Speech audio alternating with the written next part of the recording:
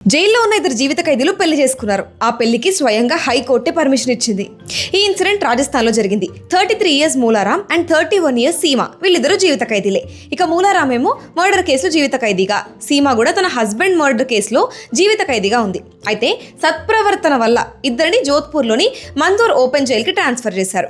Open jail అంటే strict prison లాగా కాకుండా సర్టెన్ రూల్స్ తో బయట పనులు కూడా చేసే ఛాన్స్ ఉంటుందన్నమాట. అక్కడే పొలం పనులు చేస్తూ వీళ్ళిద్దరూ కలిశారు. ఇక ఆ పరిచయం మెల్లగా ప్రేమగా మారింది.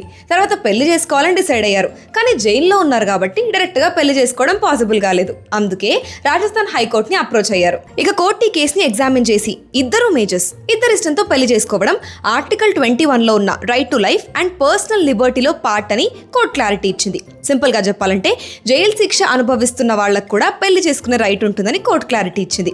స్టేట్ గవర్నమెంట్ కూడా జైలు రూల్స్ ప్రకారం మాకు ఎలాంటి ఆబ్జెక్షన్ లేదని కోర్టుకు చెప్పేసింది. ఇక హైకోర్టు పర్మిషన్ తో జైలు అథారిటీస్ సమక్షంలో 21 మంది గెస్ట్ల మధ్య వీళ్ళ పెళ్లి జరిగింది. సో పనిష్మెంట్ అనుభవిస్తున్న వాళ్ళకు కూడా కాన్స్టిట్యూషన్ ఇచ్చిన కొన్ని ఫండమెంటల్ రైట్స్ అప్లికబుల్ అవుతాయన్నమాట.